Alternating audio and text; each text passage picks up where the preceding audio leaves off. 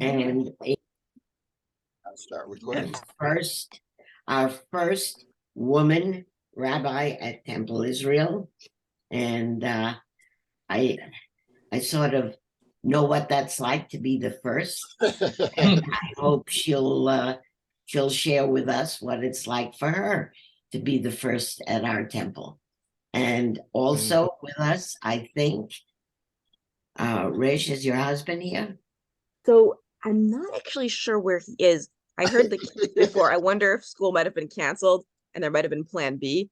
So so we'll see. We might have a cameo appearance by my better half, who has a lot of interesting things to share. If he doesn't, I will summarize some of his stuff because he's definitely worth meeting as well.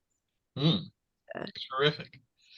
Well, thank you, Ricky. That was actually exactly the kind of introduction I was going to offer to Rabbi Weiss, but given that you brought her to us, it was much more appropriate that you did it. And Rabbi, I think I may have mentioned to you, or Ricky might have, what we usually do is we start by briefly introducing ourselves, which will be particularly useful in your case since you have not had the pleasure of meeting most of us. So let's start with Martin in the upper left. My screen anyway.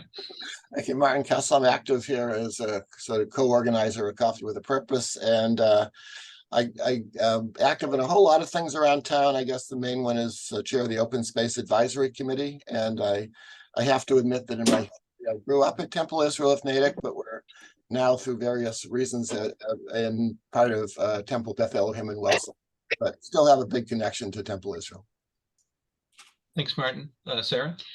Sarah Hanna, Doug's wife.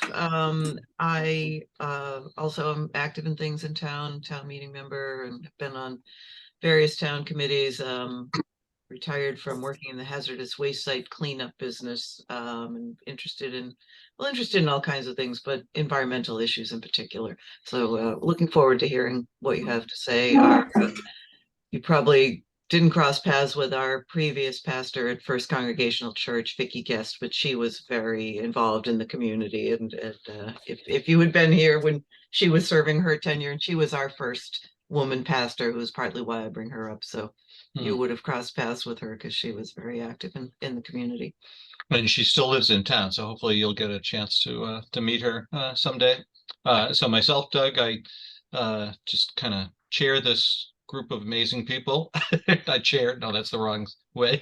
I just try to moderate the discussions.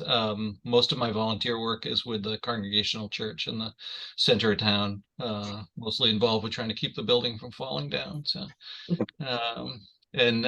Ricky, I know probably already met Rabbi, but oh yes, I've had the pleasure. Yeah. And my one sadness is that she came when I left, because I really I think that her I don't call it ministry, but whatever else you call it, will be exciting and wonderful for the congregation. And I plan to be back as often as I can to share in it. Terrific, thanks. Elaine? I'm relatively new to Natick, but this group has been a wonderful way for me to meet people and learn a little about the history. I graduated in the 4th class at Brandeis, so that was a very exciting time. And my most important college memory was cooking dinner for Eleanor Roosevelt. Wow. So that is amazing. Wait, so did you overlap with Ricky at Brandeis? No, yes. So we didn't overlap though, Elaine. You graduated in 54, right? 55. 55. Well, I came in 54, so maybe we did overlap. But I graduated in 58. Wow. So Ricky's the spring chicken there. Yeah. I'm Carrie. an older woman. Right. Hi, good morning. Carrie Butfield, also town meeting member, concerned environmentalist, and I can say that I've been a best man for 1.5 Jewish weddings. 1.5. Well, one was a full-blown, Jewish one where stomping the wine glass, the whole thing, and the other one, my dear friend Heidi, she married a fellow from the Brit, but I was their best man, and Yeah, so lots of Jewish friends. So I'm looking forward to hearing what you have to say. Cool. Thanks. Bill?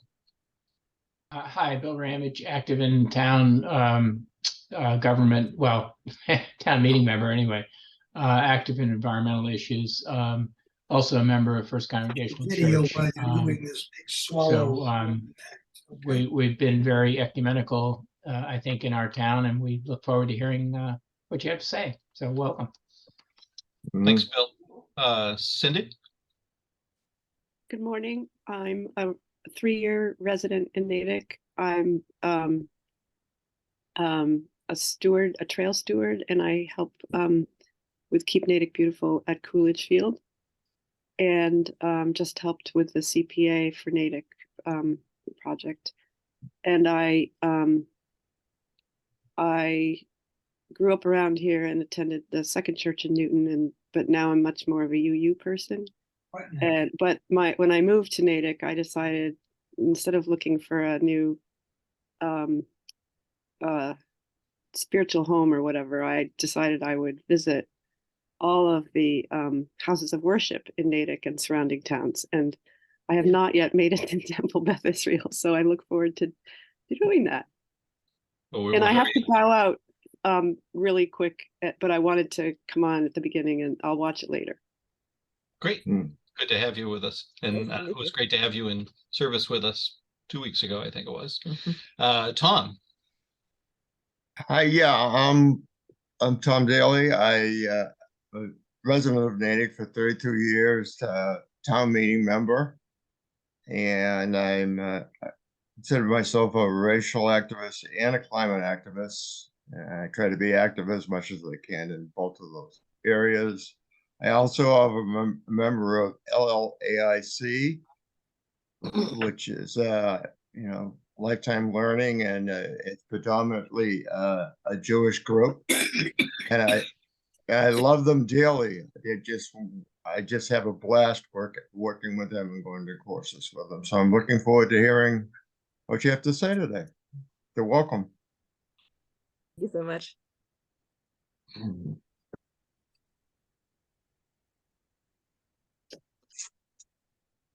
What happened?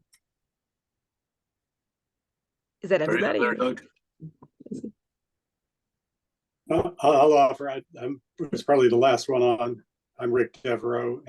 Like Cindy and Elaine, relatively new to Natick after 35 years in Needham. And my church affiliation, partly because I've been a strong member of their environmental ministry team, is at the UCC Church in Needham, for the Congregational Church in Needham. So I love the Congregational Church here, and I haven't been in the synagogues of Natick yet. I've been in Needham and Wellesley and many others. And love the Jewish traditions. Even the bris. I attended my first bris and was one of the speakers for a friend on the sense of touch in that, and it's a memory I'll always cherish. So I look forward to hearing what you're saying, and I think the interfaith world in Needham is pretty strong, and I'm not so sure I yet know about it here in Natick, but I imagine it's here. So I'm a town meeting member also, and I've sort of become an activist here in with econatick.org, like Bill, who I see here also. My Doug and Sarah knocked off, so Pat Conaway, could you? Yes, good morning. Very nice to meet you, Rabbi, and heard some nice things about you, of course. And one of the, I've been kind of, Natick about 54 years, but the last dozen years since I retired, when I was trying to do some environmental work here, making Earth Day kind of come back and working on trails and trash and so forth. My best buddies and allies were the Natick clergy.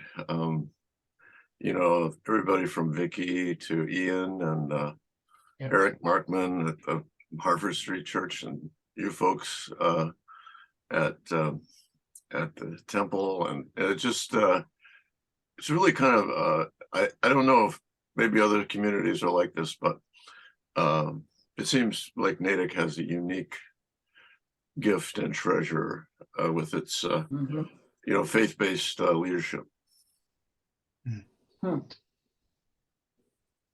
Brentley?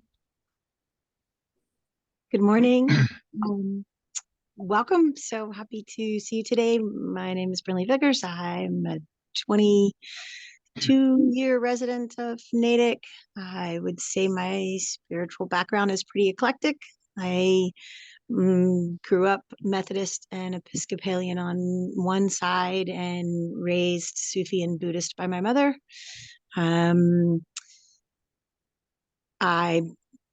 We do UU with my children. Growing up in the South, spent a lot of time with the Baptists, and a good majority of my friends are Jewish, and I love most of the Jewish traditions. So I'm very excited to hear you today. Thank you for joining us. Thanks, Brinley. Sorry, we lost our internet connection. Our internet's Sally, a little dodgy lately. Yeah, Sally. Hi, good morning, Rabbi, and I just would like to join the welcome. Coffee with a Purpose is really a great little forum on Monday mornings where we just get together and talk about current events. I think I'm saying, speaking for all of us, really open to and love our clergy and our non-clergy, but with the environment.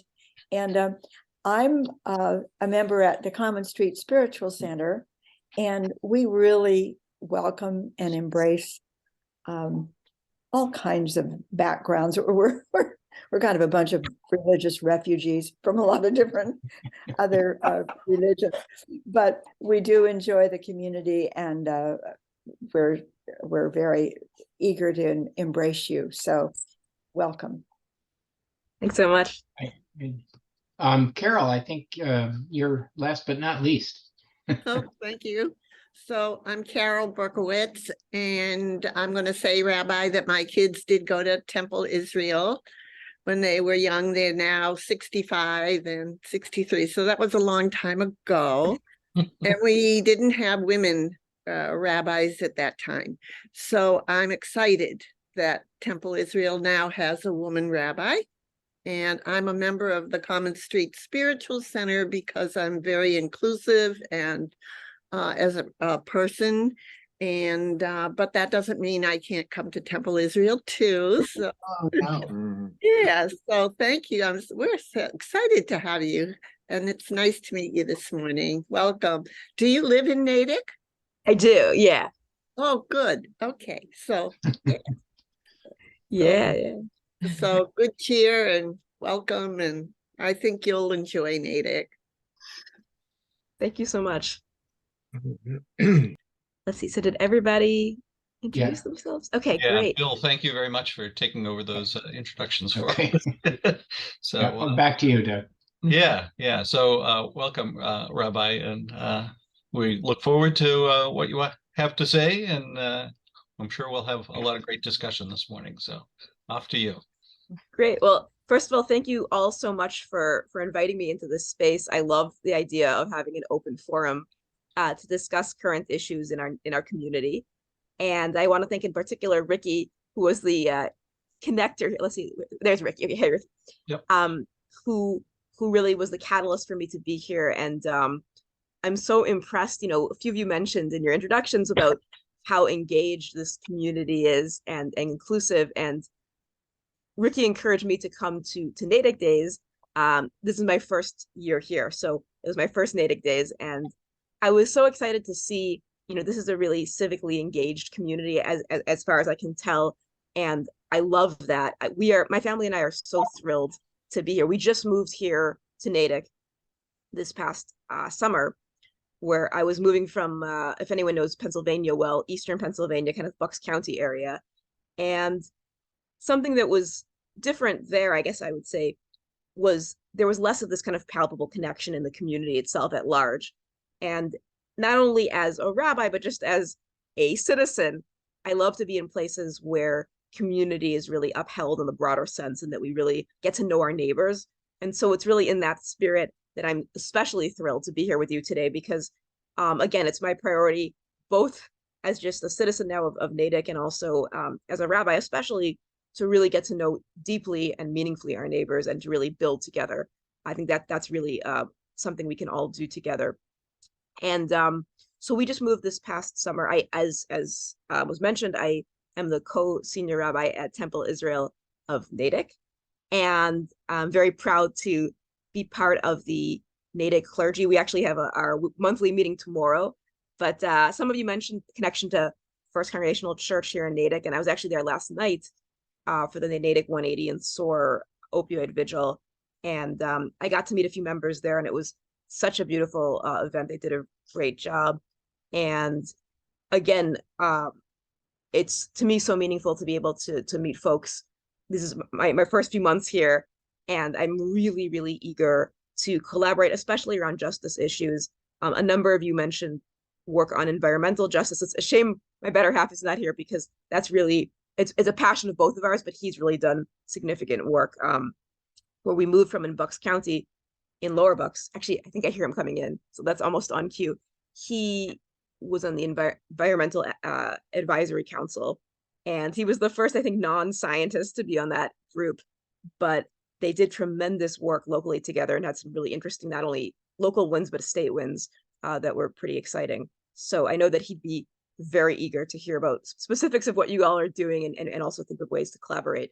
But in any event, what made me want to become a rabbi, which is by itself kind of an interesting story, since I grew up not in the more progressive movement that I now inhabit, but in the Orthodox world.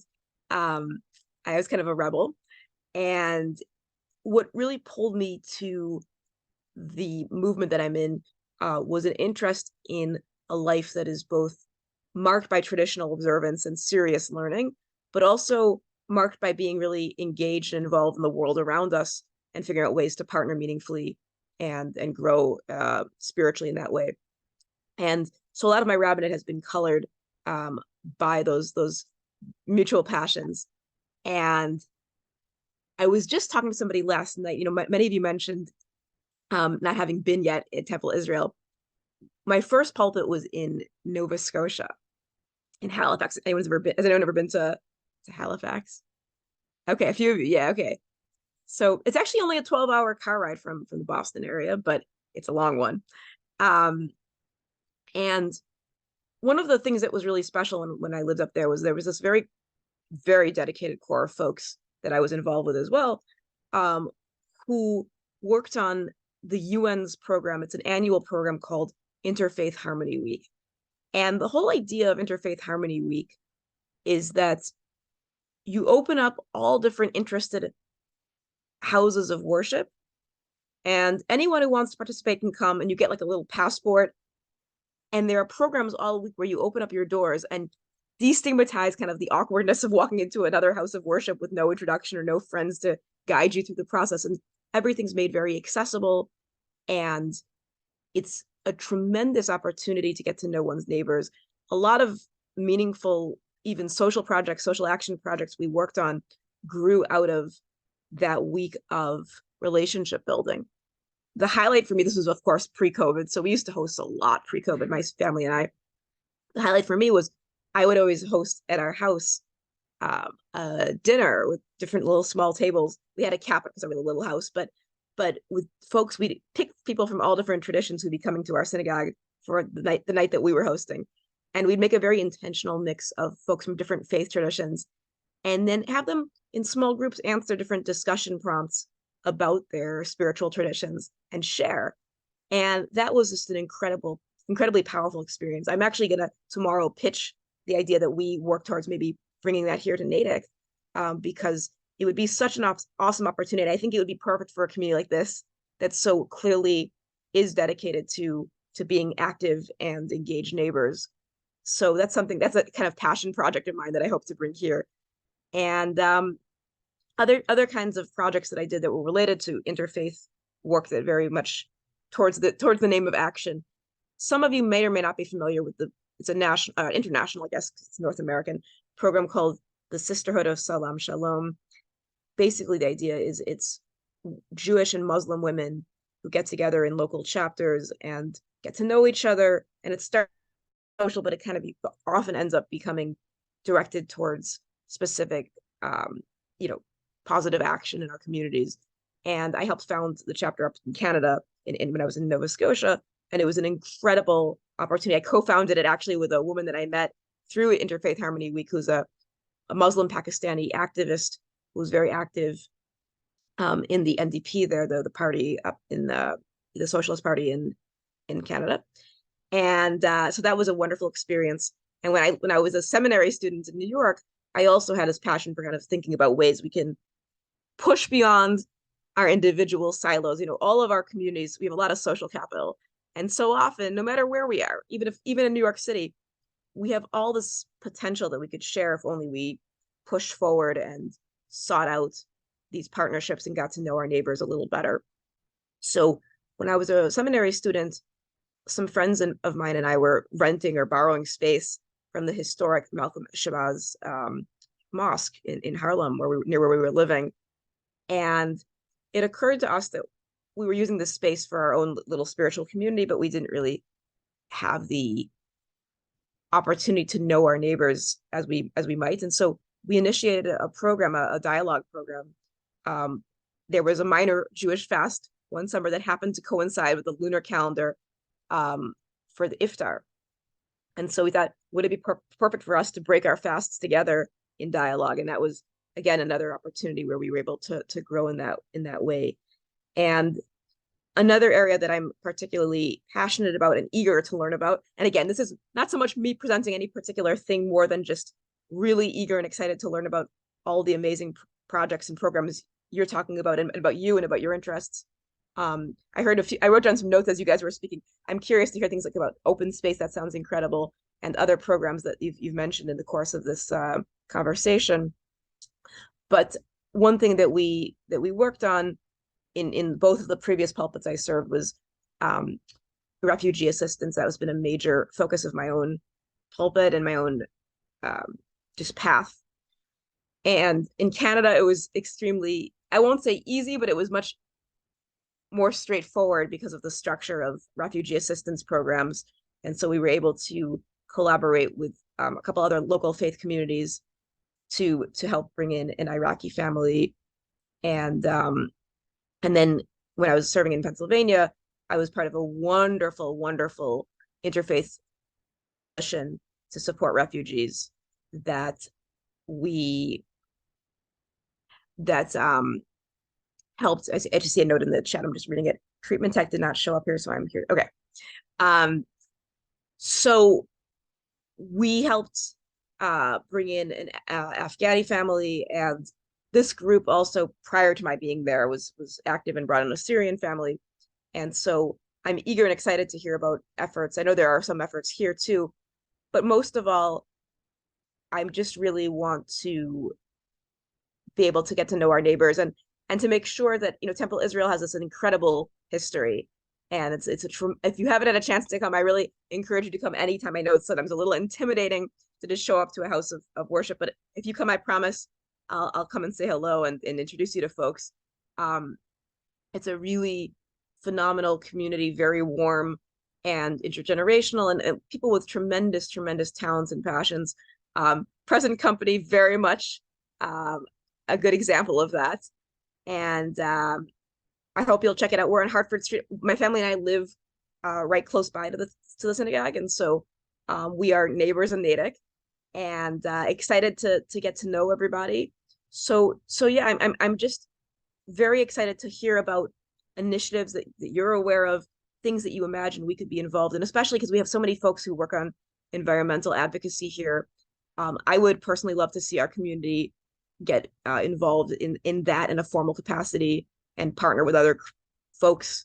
So right now in my opening months being here, I'm so especially excited and honored to be meeting with you, and hope this is the beginning of many, many conversations with purposes. That's all super exciting stuff. So thrilled to have you here, and particularly to hear you excited about the Natick Clergy Council. That was one of Vicky's passions during her tenure here, and sounds like you're going to be a huge asset to that. I wanted to give Paul Carew a chance to introduce himself. He joined a little bit late. He hasn't been able to join us as frequently lately, but Paul, you want to introduce yourself to the Rabbi? You got to come off mute. There you go. Good morning, Rabbi. morning. Paul Carew. I actually work for the community and the veterans. I'm a behavioral specialist. I'm a resource officer. I handle all sorts of benefits. I've been going through a treatment, as Doug has said, and the technician is from the western part of the state, so he was snowed in. So when I saw that you were going to be there, I've known the rabbis, probably all of them in the past, for me and Natick. I'm a honorary life member of the Jewish War Veterans Post 157, and I have been for probably 40 years. And a great group of people, and I look forward to coming up there and meeting you. And your husband's also a rabbi, I understand, and meeting you folks, and just give you a little history on what we do in the community. Sounds amazing. Thank you, Doug. Thank you, Rabbi. Thanks, Paulie. Also, Pat had put in the chat, I don't know if you saw it, Rabbi, that some of the organizational names that you've worked with that you mentioned, it would be great to get links to any of the websites of that. You could either put them in the chat, or we could follow up in via email afterwards. But yeah, well, in terms of starting this dialogue, I know one of the organizations you mentioned being interested in hearing more about was Open Space. Martin, do you want to give a little thumbnail about that? Or?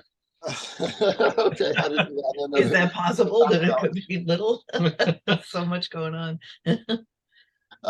Yeah, I guess our committee was run by the select board 20 years ago, plus a little bit more than that. And basically trying to preserve open space, which involves trying to purchase it, which has become more and more challenging as prices go up. So we were involved in the Pegan Hill purchase, which expanded basically the highest hill in Natick, which is owned by the trustees of reservation, but we helped purchase that. We were the purchase of the Protectorate Rail Trail, which of course is now in operation. We're looking at various other purchases, also involved in things that involve preserving open space that weren't purchases, like cluster developments. There's been a big cluster in Greystone, which is off of Cottage and Rockland Street. And then we've also been a key player in the Community Preservation Act, the ballot question, which we just passed finally after all these years. So hopefully we have more money to do these projects. And we also intersect quite a bit with the trails. The Trails and Forest Stewardship Committee is now a separate committee, and they're actually going to be speaking here next week. But we were very much involved in getting that going as well. Cool. Wonderful. It sounds great. I heard about also a group called Eco Natick, which I wanted to hear more about. Ricky told me a little bit about them before when we had met, but I'd love to hear more about We got a couple of people from there that can speak. Yeah, Bill and Sarah are both the charter members there. So oh wow. I can start, and then Sarah can jump in. Eco Natick is a small group of folks who are trying to make all things environment available easily through the web. So we have a website. We're working with a group called Mass Energized, which is, again, a volunteer organization that's provides the technical support and the space. So we each have our own website, each town, and we try to list all things that are available to the public that have anything to do with the environment. We're just starting. We launched on Earth Day. We had a great, on Earth Day. We went to the Natick Days. So we've been trying to get content. If there's an activity that Pat is doing with Keep Natick Beautiful, we can post it on our site. People can go on and say, oh, this is interesting, I want to go, and connect folks. So that's kind of a pretty exciting new project that I'm involved with, and Sarah and others. So Sarah, did you want to add anything, or? Yeah, or Rick as well too. Yeah, Rick's involved as well. Oh, right. Of course. Yeah, in fact, it was through Coffee with a Purpose that I learned of this group, because Bill and Deb Marion, who's one of the other, probably the original person. I don't know, Bill, you and Deb came up with this, but Debbie came to speak on Coffee with a Purpose, and then got several of the rest of us involved as well. So this is a great forum for letting people know about stuff. But yeah, it's trying to be, part of its purpose is to get people to work together. And with climate issues, it's so easy for people to say, oh, I'm one person, what can I possibly do that's going to make any difference? And so part of the addition, besides sort of an informational piece, there's a place where you can post, if you've got solar panels or if you bought an electric vehicle or whatever, and just to see what's going on in town, and just really to try to get people to feel connected, that they're not in this alone, and a lot of people care about this, and maybe build some energy around that instead of discouragement is part of our purpose as well. I think Natick also had an interesting role in the recent town debate about whether to restore the river or repair the dam in South Natick. I don't know if you've gotten any familiarity or view into that issue, Rabbi, but there's a strong contingent of folks wanting to repair the dam, which is a very legitimate position. But unfortunately, they were taking a tactic of spreading a lot of woefully incorrect environmental information, which I think presented a challenge for Natick, is because the core mission is not advocacy per se, but you hate to let misinformation propagate. So we tried to be, so Martin was actually on a committee that did absolutely fantastic work reviewing all this, and we tried to promote. They had this big report that was very exhaustive and had a lot of good information, so we were really trying to steer people toward the report and say, obviously every person has to make their own decision. It's a really hard decision because there's competing values, and really came down to kind of where your passion lies, of which values you think are most important, but at least know the data before you make a decision, that way. So that was kind of our role, is, there's a lot of buzz going around in town, but let's bring it back down to data on the ground. And as I say, I'm on the restore the river side, but I absolutely understand why the dam is really important to people. So it was just a really, really difficult situation. And so yeah, but we don't really see our role as advocacy per se. We're a nonpartisan group. So so we were trying to walk that line of providing information, but not getting into the political arena, because that's really not our mission. Rabbi, if I could add, because you mentioned that you were interested in environmental issues in your congregation or flock, or however you refer to them, I'm sorry, would be interested. Other things Natick is doing, one is trying to get information out. We're looking for volunteers in two ways in 2023. One has to do with the Restore the River facts, where we'll be tabling at the farmers market on Saturdays, and the other has to do with our Earth Day planning. Natick took on for the town last year, and both Sarah and Doug and Bill were very active in this, organizing a unique Earth Day for the town's sustainability director, and with some of her guidance and cooperation and facilitation. And we're looking to get the residents involved in hosting events of their own, whether it's a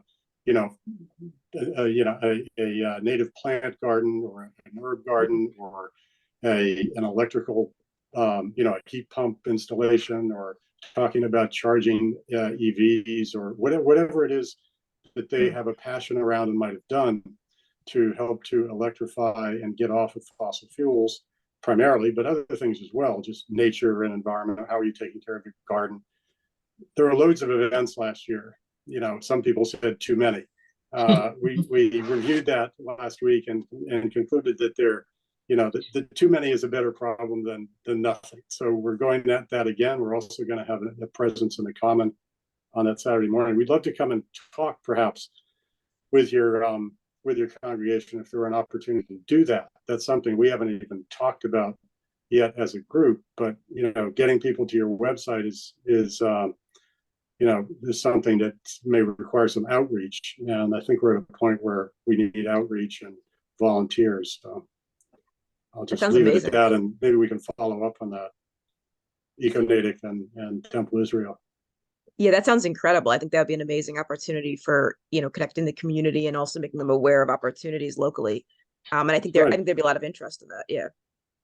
And the dam is kind of an interesting issue because it's not an activist issue. It's, we're not doing this as activists, even though some of us are activists. We're doing this as, I don't know what you call it, factualists, or and also in support of the town's incredible effort that Martin was on to research it and get it to the point where the select board voted 4-1 to restore the river.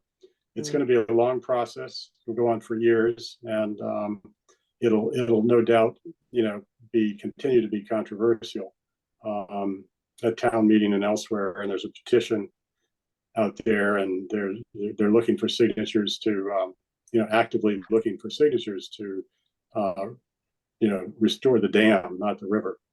And there are cultural issues with this as well, from the Native American Nipmucs and others. So it's kind of a good issue to get people engaged and get to meet people. Mm-hmm. Sorry to run on. No. That's I sent you my email. I would love to connect offline with you about that, because that sounds like an incredible opportunity.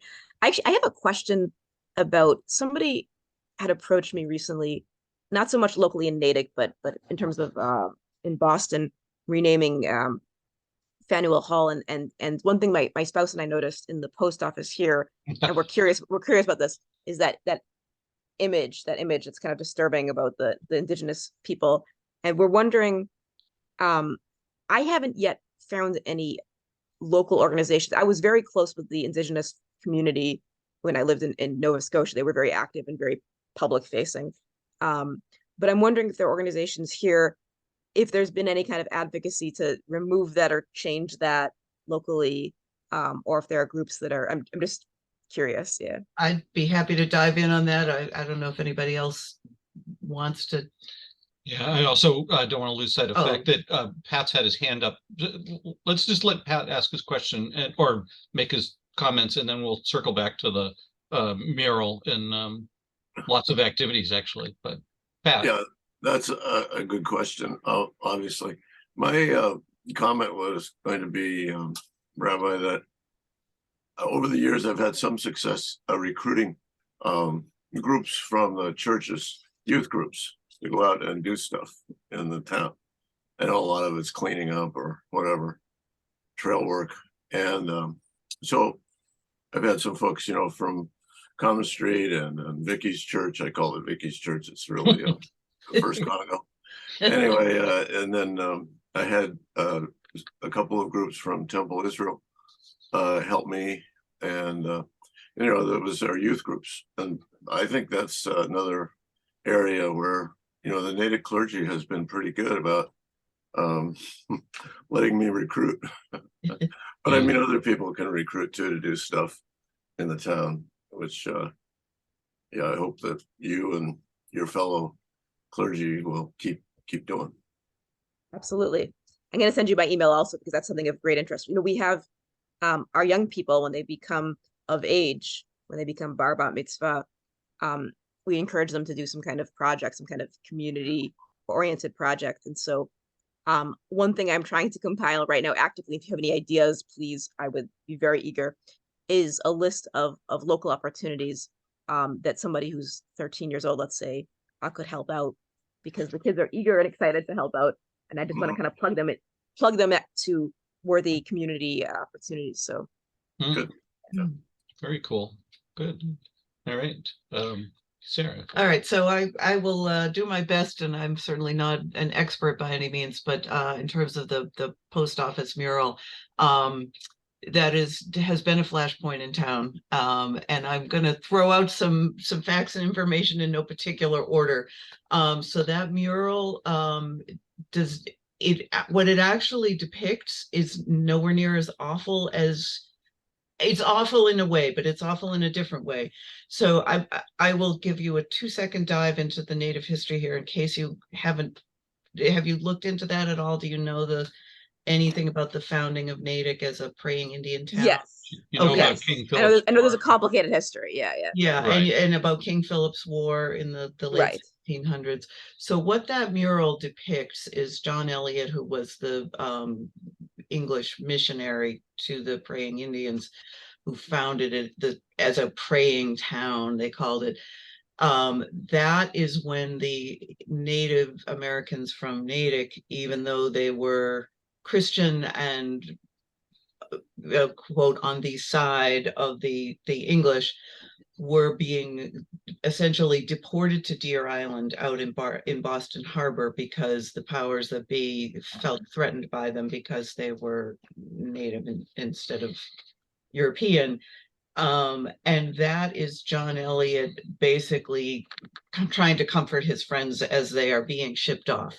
So it's not a horrible image of a white guy overlording Native people, but it is a horrible image because they're about to be shipped off to Deer Island. They were shipped off with very little support and provisions. It was a terrible winter. They didn't have enough food. They didn't have enough shelter. Many of them died, and the Native presence in town really was never the same after that. Even after the war was over, they came back. It was kind of an inflection point in the Native history of the town. The mural was painted as a public works project during the Depression to keep artists employed. The fellow that painted it, his name is escaping me at the moment, but he painted a number of murals in the area under the WPA projects in the 30s. The part of the issue of us doing anything with it is that because it's in the post office, it's a federal building. So nobody in town controls that building because it's owned by the federal government. There is a committee in town. There's a similar image on the town seal. There is a committee that has been formed. I don't know, Martin, do you remember? Maybe a year and a half ago now? Yeah, at least that. So there's a committee looking at the town seal, which appears on, the town trucks and the town correspondence and so on and so forth, looking at perhaps coming up with a different image for the town seal.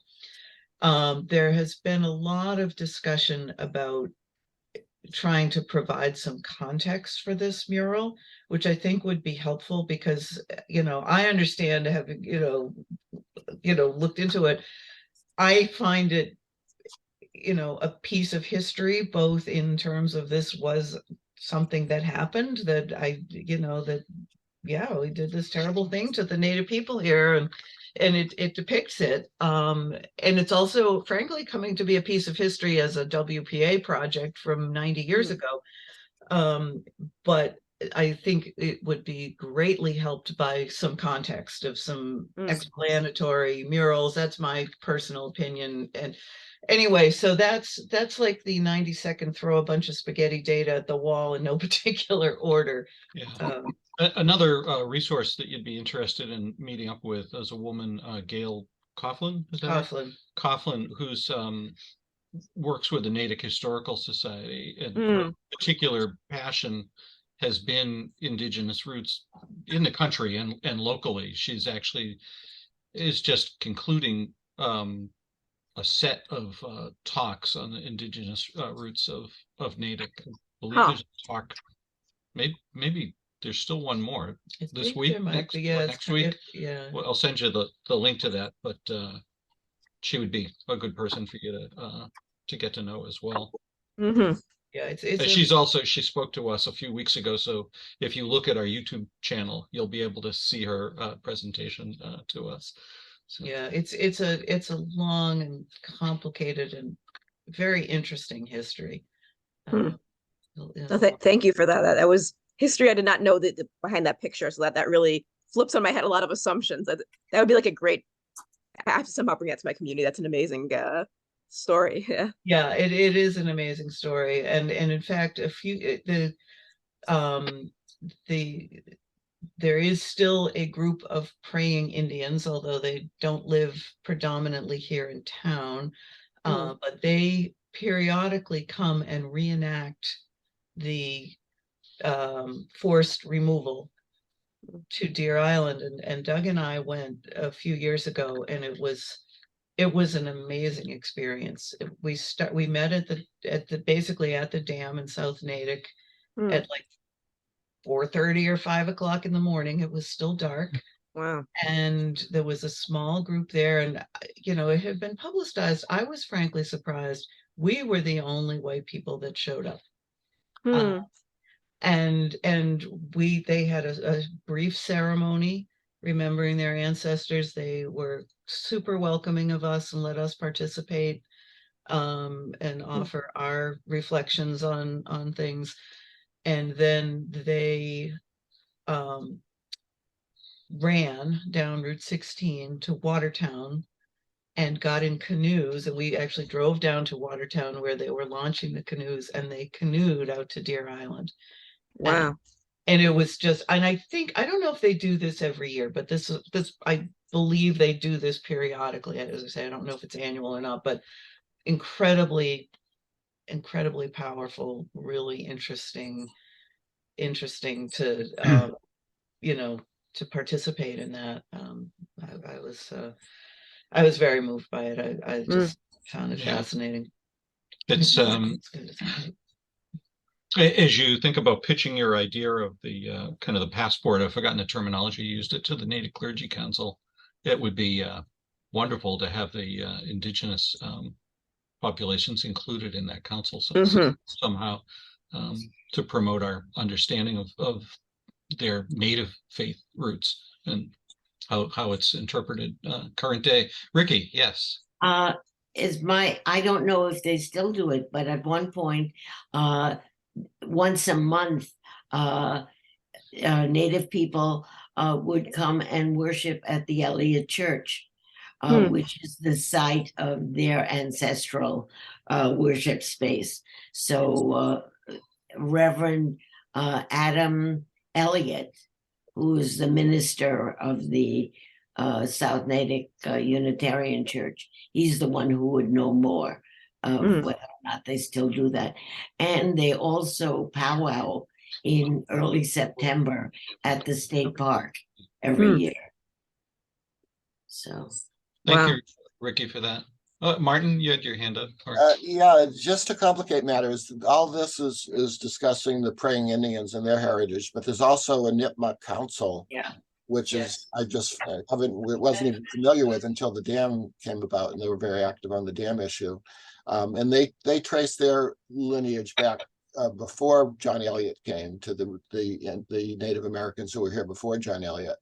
And there is at least one Nipmuc Council. There may be a second variation of that council. I'm not terribly sure, but they were active with the dam, I know. I'm pretty sure the remaining talk in the Historical Society series is a woman who's serving as the attorney or counsel for the Nipmuc Council.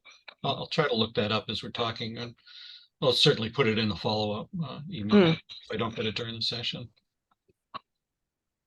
So. This is great. This has been a lot of two-way, which is what I was looking for. Yeah, I have a couple of issues that you might be interested in.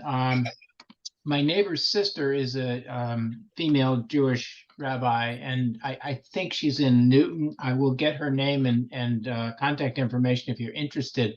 But another, again, colleague that you might be interested in meeting. And there's the First Congregational Church had a meeting. Actually, it was last weekend, I think. We had a green team meeting where we had Emma Brewer-Wallen, who is the UCC Environmental Justice Minister. She is interested in what congregations are doing, and I don't know whether she might be an interesting person to contact as well, just as a person who has similar interests and passion. So I don't know whether you're interested in those contacts, but I'd be happy to share them with you. That would be great. Thank you so much, Bill. I'm Great, gonna send you okay. my email, direct message you my email, so you Terrific, can thanks. connect me. Yeah, that's fantastic. Yeah. So, your husband still is not available? Let me see. He actually did come in, so I'm gonna see if he's I'm gonna just quickly call out to him and see if he's available. I will be right back. Sure. Well, I've heard so much about his passion in the conservation area that I thought this was a really good opportunity for him to meet all of you conservation people and see where he could fit into the local scene. So Okay, so the report is that he is under the weather. Oh dear. He is dealing with whatever virus is going around with everybody right Yeah, now, yeah, and yeah. he is drinking a lot of tea. But he says, but I think in the future he would love to. I think he's overhearing part of this. He's very excited to hear about the different environmental advocacy going on here, because this is again one of his core passions. And I'll tell you just a little bit about him. Just I'll brag for him. So we both moved here with our kids this past summer, and he also changed. Good to meet you, Tom. Take care. He also changed jobs since we were moving, and he runs a rabbinical seminary that was founded about 30 years ago, based out of Chicago, but now has more of a virtual presence. And it was founded initially as a seminary that would specifically accommodate folks who are deaf, who are seeking to become rabbis. And the seminary has since grown in its scope because people who are also hearing have joined, but the focus really has been to prioritize and accommodate those with different abilities who are interested in becoming religious leaders. And the founder reached out to two of the flagship movemental seminaries initially to see if we could join efforts to create this more accommodating seminary, and the more mainstream movements were not interested. So he kind of took from the names of the Hebrew Union College and the Jewish Theological Seminary, where the latter is where my husband and I actually met and went to the seminary, and he fused them together to create this organization called the Hebrew Seminary.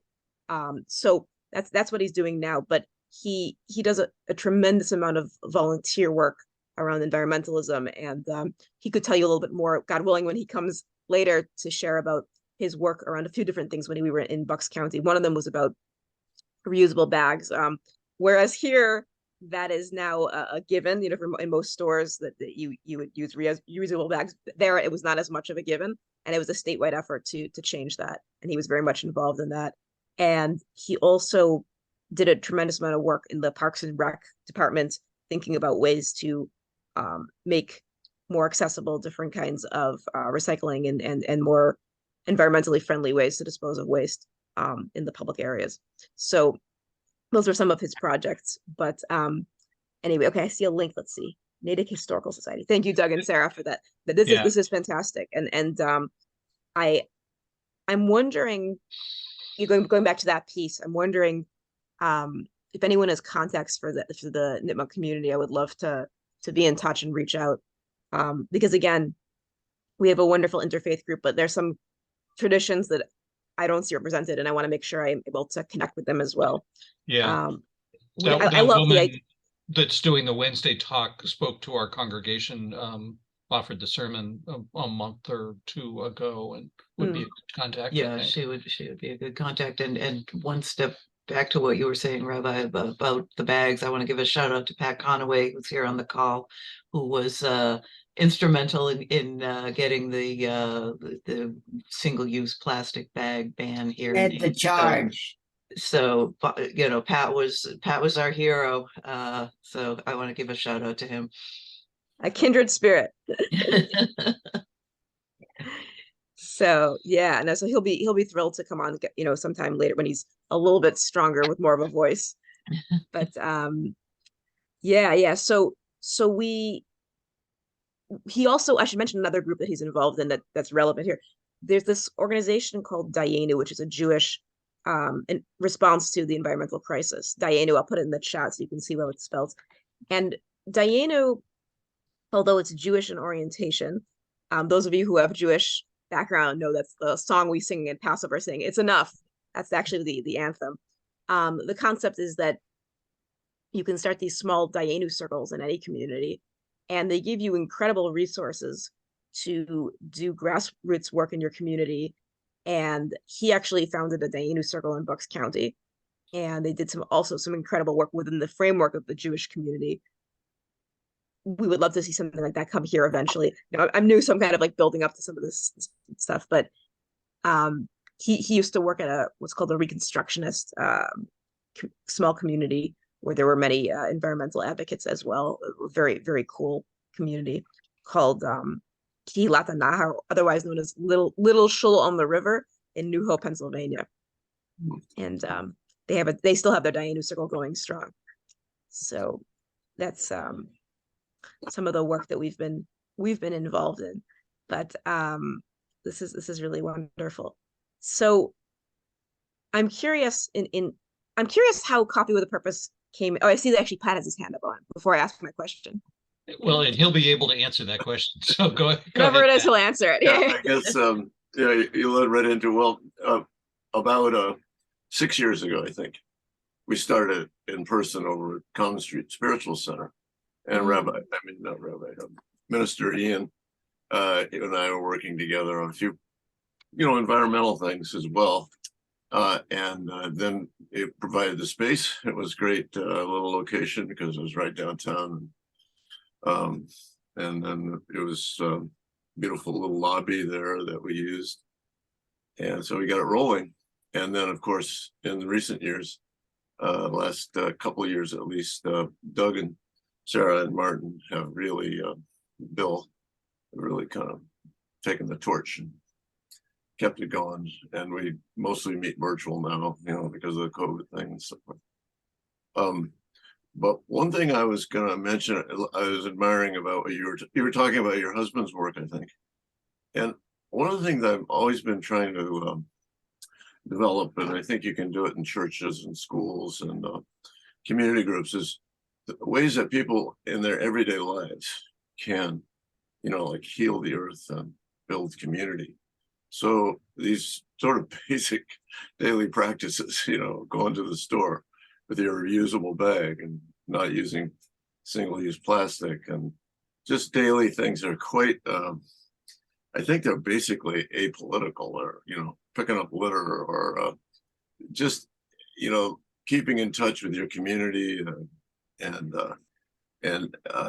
trying to engage people of all generations, because even people my age can do stuff. And I've seen, little 5 and 6 year olds get out there and do things. It's amazing, So that kind of multi-generational, very basic day-to-day living practices, that's my pitch.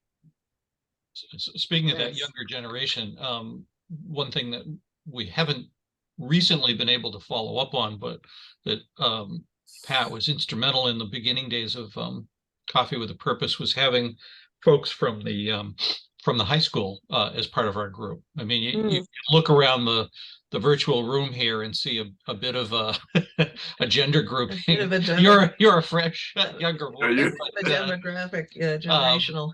But we'd had folks from the Natick High Politics Club, and maybe somebody else can speak better to this, but my understanding is that there used to be a Democratic club and a Republican club, and these wonderful people came to the startling conclusion that they could have much more productive talks and potentially action if they renamed themselves the Politics Club, and to move away from partisan discussion so much and maybe look for things that unite them.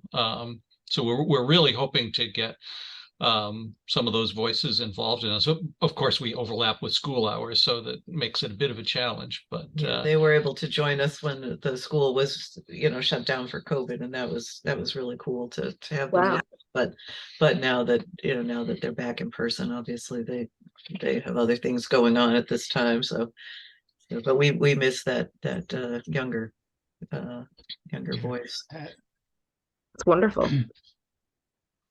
Pat, did you have your hand up again? Or Yes, I'm sorry, I'm just so chatty. Yeah. I do want to say, give a shout out to another movement in Natick, and you're probably aware of them.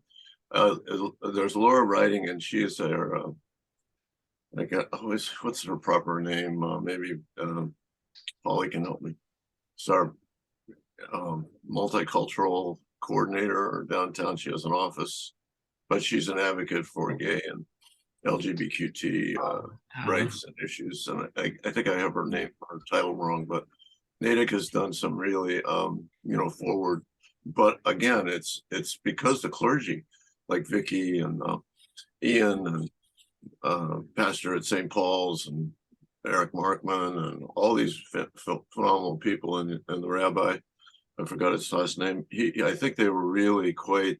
They gave Natick a nice push or nudge into accepting LGBTQ and embracing their causes. Yeah. I think you probably encountered these groups, but just in terms of some groups in town that you might be interested in, there's Natick is United, which is a group that was formed in response to a racial incident here in town several years ago.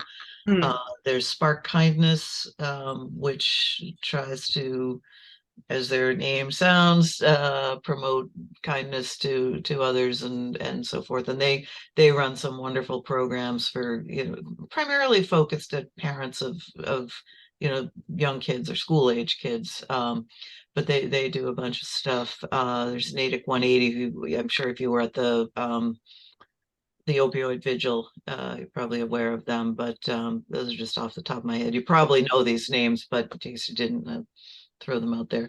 I actually met Christine from Spark Kindness last night, and we're gonna meet up. It sounds like an incredible group. I saw them also with their stands in the Natick days, but yeah, that's cool. Great. Speaking of that Natick Clergy Council, mentioned you have a meeting with them tomorrow. Do you have any update on that group and maybe things that they're currently involved in? It seemed like it went a little bit quiet during the pandemic, and that may just be that we weren't aware of what they were doing. But yeah, I mean, I know the current project right now is just working on the MLK Day service that's coming up. They're kind of coordinating that. That's the main focus right now. Yep. And yeah, and I know they were also, partners with this. We partnered for this opiate vigil, which is, and I got to participate in it, which was really beautiful.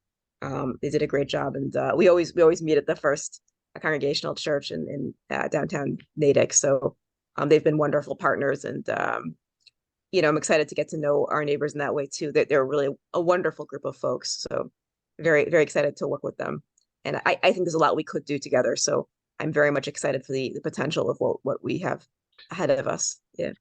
One particular involvement I had with them a couple of years ago now was related to whether the first Leonard Morse Hospital, but then whether Metro West Medical Center had a chaplain on staff or not. I believe the position is currently unfilled. The most recent person to hold it, I think the Clergy Council was pretty instrumental putting gentle but firm pressure on the management of the hospital to have that position filled, obviously in a interdenominational manner, but it's just tragic for them to let that kind of ministry go completely unattended. So if that's something that the council can add to their list of things to get the pulse of, that would be great. So it's the Metro West. I write that name down. Yeah, it's the Framingham Union Hospital, Metro West Medical Center. They also own the Leonard Morse campus here, which has been scaled back to provide focus, I think, just on psychiatric services. I think it's, Hmm. Is it? yeah, Yeah. and last I heard, they closed the unit right at the beginning of, well, they actually postponed the closure. They used to have, an emergency room and hospital beds and offer surgery and, all kinds of stuff. And they've been scaling it back over the years. All four of our kids were born there, and our youngest was one of the last children born there. They moved the maternity unit out. So they've been doing this for many, many years. They were originally going to close the unit in early 2020. The hospital, they kept it open for a while due to needing beds for COVID. But the intent was to provide additional mental health beds, which is absolutely something, we all know that we need more mental health services. Last I heard, there really hadn't been much progress made in getting that done. I have not heard anything recently about what's going on, in terms of is that unit up and running for, conversion to mental health. And I think maybe mental health and substance abuse. I can't remember exactly the use of it, but yeah, there had been these two Maybe things. Polly knows. What's that, Pat? Well, maybe Polly knows a little bit about it. I don't know. Oh, that's a good point. I do, I've you realize that facility, because I do cognitive behavioral therapy, smart recovery groups, 2 of them every Saturday morning. A lot of my work involves dual diagnosis veterans. So yes, they are open. Good. Yes, they do deal with both mental health, behavioral health, and substance abuse issues. Good. I'm glad to hear that. I was upset to hear that they hadn't opened it, which was a while ago. So I'm glad to hear that they have now, gotten it up and running. That's good to hear. Well, giving you a lot of links Yeah. to follow up on. So right now the post is still vacant. Is that correct? As far as I know, the post of chaplain at the Framingham campus is still vacant. If you like, Doug, I go by for my treatment. When I go in there tomorrow, I don't go until late tomorrow for my treatment. I can inquire with the management at the hospital. And that would be terrific. That would be great. And I'll get back to Doug and Sarah. Yeah. And I'll get your email address, Rabbi. I'm gonna shoot it to you in the chat. I'm gonna shoot it to Paul. I'm gonna send you my message. Yeah. I also have times when I utilize scouts, high school kids, like not as much as Patrick, but I do use them for different around holidays, veterans holidays. So I might be going to you like Pat does. Thank you. Yeah. Yeah, at the hospital, there's a woman, I'm drawing a blank on her name, but she's, I believe, the volunteer coordinator who shouldn't be responsible for fulfilling the chaplaincy role. But when it was staffed, and it's possible this is still happening, the chaplain enlisted a team of volunteers, some Catholic to deliver communion, I think, or the Eucharist. And then others like myself who did just generalized patient visiting, which is why it got involved, kind of shuttled over to volunteer, but it's more of a core function to provide an actual chaplaincy position. So yeah, thanks, Polly, for looking into that. And anything the clergy council can do to take up the cause would be great. Sure, that's really useful to know, and I definitely will bring it forward to the group tomorrow. Yeah. Both Pat and Bill have their hands up. So Pat. Yes, Rabbi, throwing another thing on your plate, but it's not necessarily something you, but the clergy together might have some ideas. Now in Natick, I was a teacher for 40 years, and one of the biggest problems we had, and continues, even more so today, is this issue of social cruelty that occurs in schools. And I just recently talked to my grandkids about some incidents at Wayland Middle School, where I used to teach. And you know, it seems to me that, you know, we have a group, Spark Kindness, has really taken this issue on head on and done a lot of really great work on it.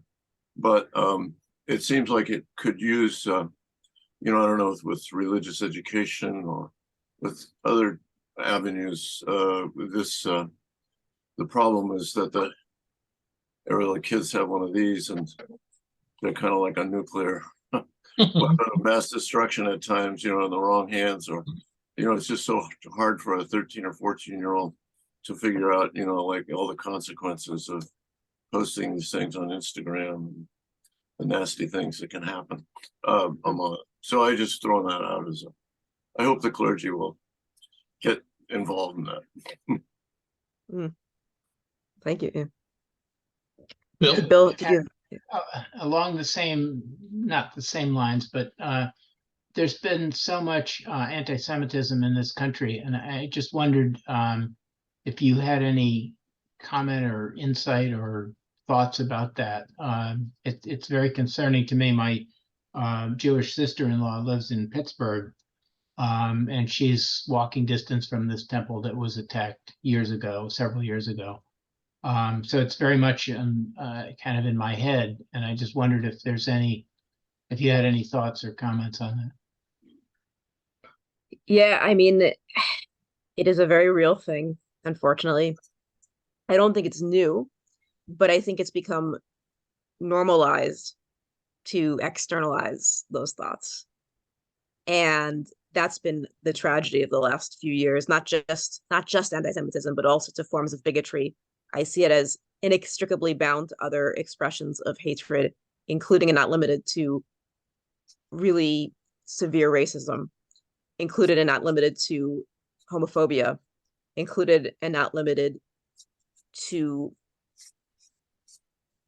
anti-Asian. I mean, I used to, so I'll give a kind of context. When I was in rabbinical school, I used to serve on the board of a group called CWAP, T''RUAH, which was actually founded by a former congregant of Temple Israel well before my time, Rabbi Jill Jacobs. And in their fellowship, each of us was assigned to a different organization that we would partner with in New York City when I was in rabbinical school. And I was working with this group called CAAAV, which stands for Communities Against Anti-Asian Violence. And I was the first so-called white person. I don't really identify as white, but that's what the office. I was the first so-called white person to work in their office. And perhaps in my naivete, I mean, it's another form of racism, obviously, but it's a different flavor of it because they're often held up in a different light, the Asian immigrants. But one thing that I learned very strongly and very quickly as part of my work, I was doing mostly advocacy in the NYCHA housing units for affordable housing in Chinatown, one of the last bastions in the city of affordable housing, but in varying states of disrepair. I learned about the history of that organization, which was founded in response to the murder of Vince Chen in the 80s in New York City. And there's a resurgence also. That's what I was noticing. This was already over 10 years ago when I was a seminary student. A resurgence in New York City against Asians, both immigrants and people who are many generations into this country.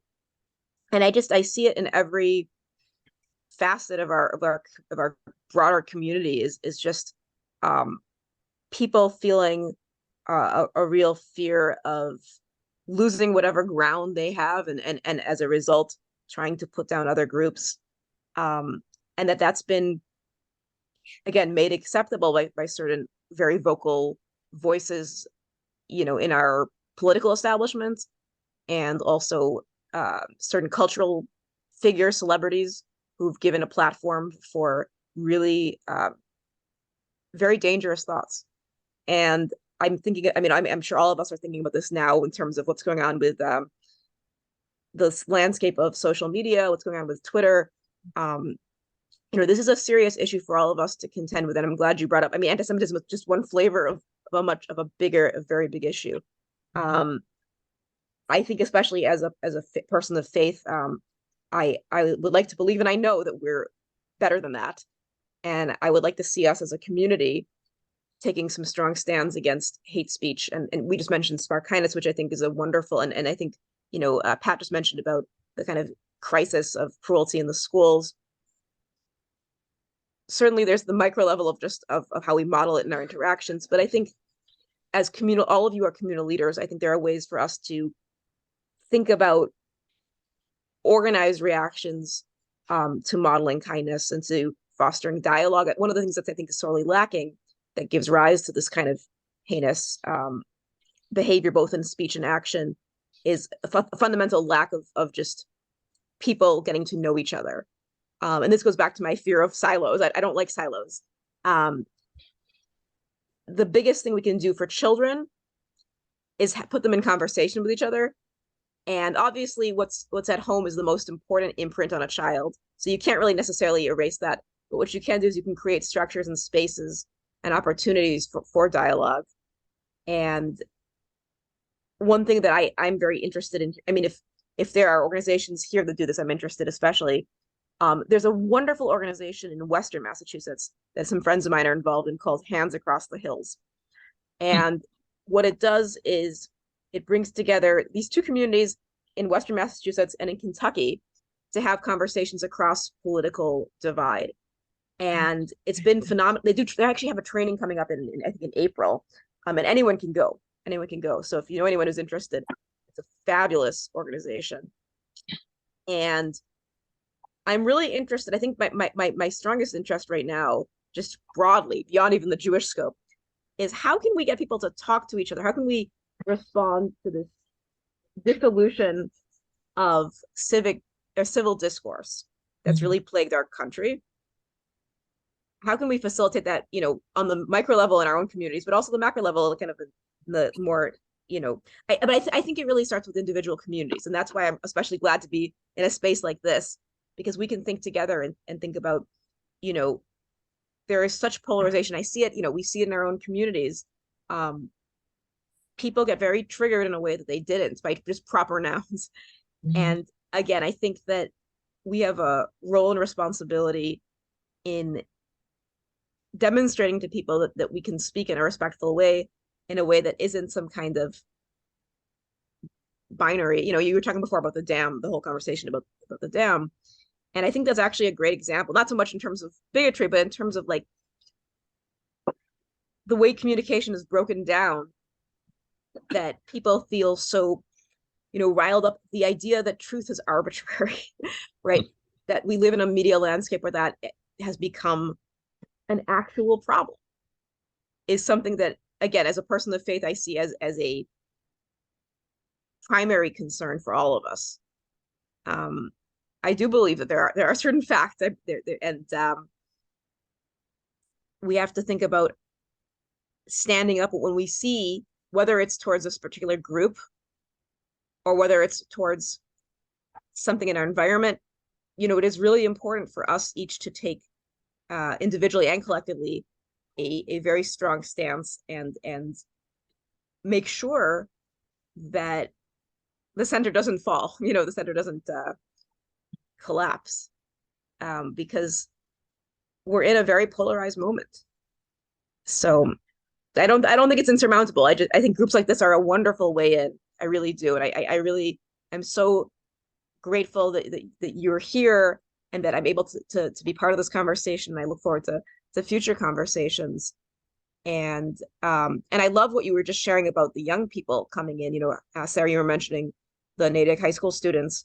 I think that's fantastic. The more we can create emissaries, you know, beginning younger, like empowering our young people to have active hands in leadership and communal leadership and in these conversations, the better off we're going to be. And I think this younger generation actually is well poised. I mean, especially around environmental issues. That was something in my previous pulpit.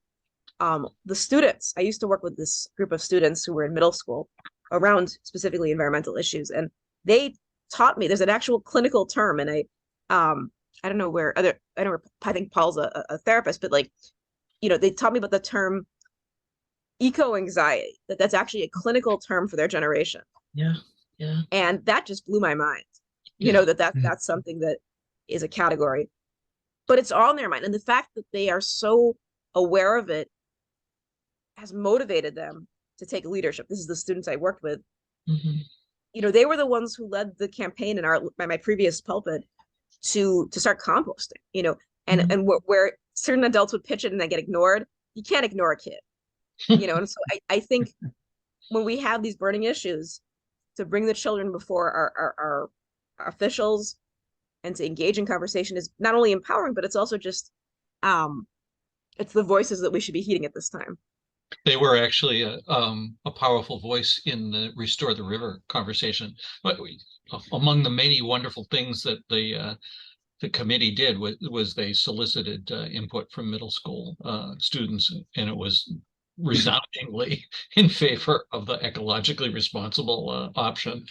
There was an article in the Globe yesterday about not children, but young adults just starting out that, you know, have a company being environmentally oriented and friendly has become a major consideration for folks in whether to take a job with that company with young adult. Apparently they did some big survey, and that's you know, if a company has a green orientation in the world and is trying to, you know, reduce their fossil fuel footprint and so forth, they are apparently being more successful in recruiting young new workers. I thought that was interesting. Martin, did you? Yeah, I want to kind of switch topics if I can. We haven't really talked about being a woman rabbi at Temple Israel, and nowadays that may not be such an unusual thing, which is good. But when I was last active in Temple Israel in 1970, it would have been seen as quite radical. So in 1970, women could not be prayer leaders. They didn't count in the minyan, which means that you had to have 10 men to have a service. It couldn't be women. Nowadays, it's men or women. They couldn't read from the Torah, so at a bat mitzvah, when a girl got bat mitzvah, she couldn't read from the Torah. It had to be the Haftarah, which is not the actual Torah, and you know, a few other things like that. My sisters got very turned off, and I think they never came back. All of that changed in the 70s at Temple Israel, but my sisters were not convinced. They had already been disenfranchised. So, and I know that's a long time ago that changed, but I know that also I believe Temple Israel has been taking other steps to become more inclusive, LGBTQ. Maybe I don't know about mixed marriages with non-Jews, but can you talk a little bit about that inclusivity? I mean, most of that happened before you were even here, but you probably know the story. So women have been ordained in our movement since 1985. So for most of my life, women have been ordained in the movement. I was not always part of this movement, as I alluded to briefly earlier. I grew up Orthodox in Chicago, and I actually didn't really know many non-Orthodox people. I grew up in a very insulated, insular community, and we had only one family friend. It's a long story, but who weren't Orthodox, and that was kind of the door that creaked open that I jumped out of. You know, and my education, I was in school for a very long time. Before I went into the rabbinate, I was in academia. And one of the things I was most interested in, just sociologically, was understanding power dynamics. And so I was my training actually before rabbinical school. I had a PhD in comparative literature and cultural studies. And I always say that my spiritual development happened in grad school. I was in a group, a very civically engaged core of graduate students who really helped me understand, you know, again, it was a far cry from how I'd been raised, but it was kind of the essential groundwork for how I was going to see my rabbinate once I actually did become. It was once I knew that women could become rabbis. Like I was 11 when I found that out. I was like laser focused on that for the rest of my life, and here I am. I mean, how many people can say that you actually got to be what you dreamed of for how many ever years? So it's such a blessing to say that, and so I don't want to take that for granted. It's I'm living many blessings in my life right now. Yeah, I mean, look, you know, what Martin, what you're saying is absolutely true. There have been seismic shifts, you know, we've even within the conservative movement.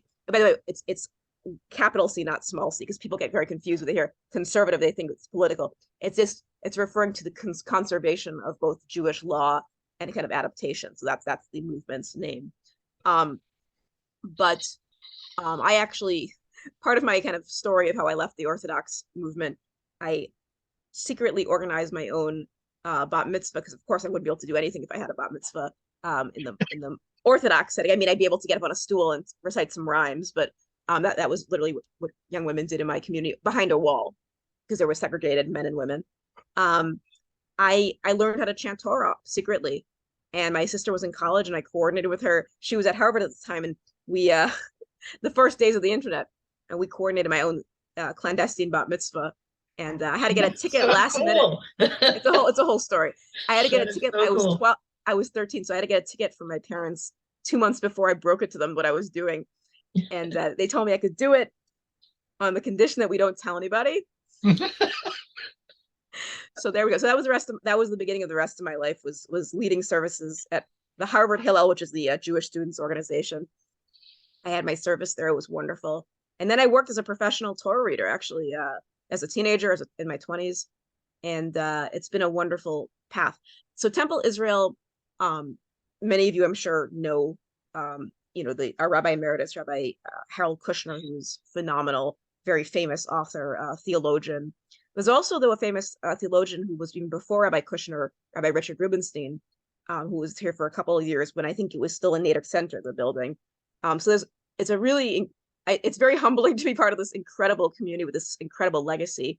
But right now, not only is it a historic move that they have now a person who happens to be a woman as clergy for the first time ever. The other radical move that they made, I think, is very trailblazing, is that for the first time ever in the synagogue's history, they have a dual rabbinate model. So I'm actually a co-rabbi, and my co-rabbi is happens to be a man. But I think it's a great model of egalitarianism, and he's extraordinarily talented, brilliant person, and hope he can be on one of these in the future as well. He's called Rav Chazan, which means rabbi / cantor. He's both a rabbi and a cantor. Ken Richmond. And it's a really exciting place to be right now. There's a lot of transition at the synagogue and a lot of energy. It's an incredibly active community. Every day of the week there's things going on all throughout the day. Many committees and many passionate volunteers, very lay led, and a lot of women who are very much active. Our president is also a woman, Marlene Dodick. She's phenomenal, and so it probably looks and feels a lot different, Martin, than when you were growing up at Temple Israel. But you should tell your sisters to come back, because we're actually going to have on January, I believe it's 21st, our sisterhood's having a special weekend, a Shabbat service in the morning, on Saturday morning, where we'll be reflecting on this very question of women in the rabbinate. Not question, but the reality of women in the rabbinate.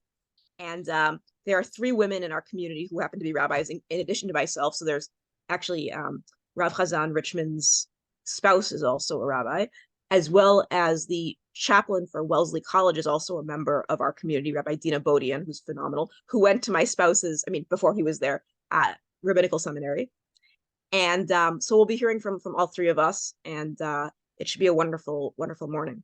But if you know anybody who likes to celebrate Hanukkah, or was just curious to meet people at Temple Israel, we're going to be having a big event December 21st at 5:30. We're having a community-wide candle lighting in our courtyard. Everyone's welcome. We'll have singing and music, and then we're going to have a big dinner and crafts. So intergenerational, all ages, very much welcome. And you don't have to be Jewish, as we say, but it should be really special. We're having a lot of exciting things coming up. And, I was really moved. Some of you mentioned Reverend Markman in the course of this conversation at Hartford Street, at the Hartford Street Presbyterian.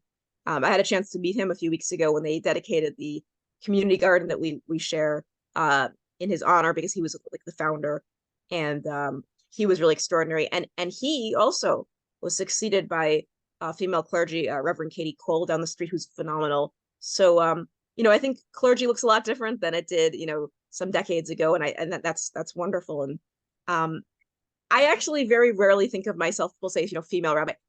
I don't really think of myself in a gendered sense. I see myself as a rabbi.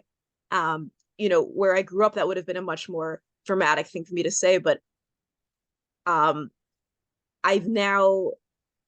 personally internally become socialized to just know that this is what a rabbi looks like. And I'm very proud that for my daughters, I have some daughters, they're growing up seeing women, not only in the rabbinate, but women doing everything else. And it's a hard time to be a woman too. We think about this a lot. My daughter, her first ever big protest that she went with me to, we went down to DC last spring. She and I, she's 7, our eldest, and she wanted to come with me because she was, during the pandemic, she kind of self-educated to read a lot more, and she was reading the paper and she was reading about the abortions conversations, and it's a hard conversation to have with a 7-year-old, but I was really proud of her that she wanted to be at that community gathering, when we were in front of Capitol Hill. The National Council for Jewish Women organized this very large gathering to fight for reproductive rights and justice. And I know that's going to be one of her formative memories, and I'm sitting with that, but I'm very glad that she's part of that conversation. And I hope that not to be overly political, but to talk about a basic moral issue of our time. I think that's another issue where our young people are going to be very involved in helping carry that mantle of just basic human rights. Yeah. I think you raised such a good point about having this hard conversation with your daughter. As I said, our kids are all grown, but simple things can make such a difference. I mean, I when my oldest son was still quite small, at the age when kids blurt things out in really loud voices in public places that you sort of wish maybe they had been not so vocal. We were at Roach Brothers buying our groceries, and there was a woman in a wheelchair, and my son blurted out, "Mom, why is that woman in that chair?" And and of course I was like, oh my goodness, but it's like, how do I handle this in this moment? And I said to him, well, and I said it loud enough so that the woman could hear me. I said, well, she has something wrong with her legs and she can't walk, but she still wants to go places, just like we do. So the way she gets places is to roll around in this chair, and then she can get into the store and do what she needs to do. And the woman heard me and said to me, thank you so much for not shushing him. She said, so often people would just say, shh, don't say that. And I thought, he's a child. He's curious. He's just asking an innocent question. He doesn't mean anything horrible by it. He just wants to know. This is something he hasn't seen before. And to just talk with him honestly, as opposed to telling him, we don't talk about that, I think is really powerful with kids. Yeah. So thank you for being brave enough to take your daughter to DC with you. I think that was, as you say, it's difficult that that's the world we have to live in, but you're helping her be engaged in it rather than putting blinders on. So Rabbi, I just want to thank you again. It's been so wonderful to meet you. Hopefully you've enjoyed meeting some of us. I think there's so many points of intersection and common interests. I think we're going to see you around town quite a bit. I know Natick is blessed to have you here with us. And hope your husband feels better. Yes, Ricky. Yeah. Thank you. I just want to say, Rabbi Raysh's invitation to come to Temple Israel, I doubled that invitation mainly because Jay, and the interior and most of the furnishings, and the is a 30-year condensation of the work of the art builders, and you might enjoy seeing it in person and enjoying their work. So, and who knows, you may see us there. I understand that there's going to be a bus once a month that comes from Orchard Cove to Temple Israel on a Saturday morning, and you might just find us there. So again, thank you, Rabbi, for coming. And there's the art. You got the book. You got the coffee table book. Yeah. All right. Doug and Hopefully you're Sarah. familiar with this book, Rabbi. Honey, The you are tremendous story. shameless. Yes. You are absolutely shameless. You know that? Shameless. Well, Don't that's mind what that you do. man You brag for your husband. That's what I was doing before. You brag for your husband. But she has good reason to brag. You both have both Ricky and Jay have good reasons to brag about each other. So I want to just thank you so much, all of you, for this wonderful conversation. And I again, hope it's the first of many. This is a fabulous group, and really, really excited to build community together, and grateful for all the resources you've shared. And I've sent a few of you my personal email address, so I'd love to follow up and be in touch for sure. Is it okay to share your address with our larger Coffee with a Purpose mailing list, Rabbi? Absolutely, I'll absolutely. be doing a follow-up email in a couple of days with some of the links. So great. Thank you so much. Yeah. Yeah, thank you. you. And so next week we'll have Doug Drenick giving us a update on Natick Trails activities, and then we'll be taking a break for the rest of the month and starting up again in the new year. If folks have particular speakers that they'd like to have, please let me know, and we can make contact with them. So enjoy the rest of the day, everyone.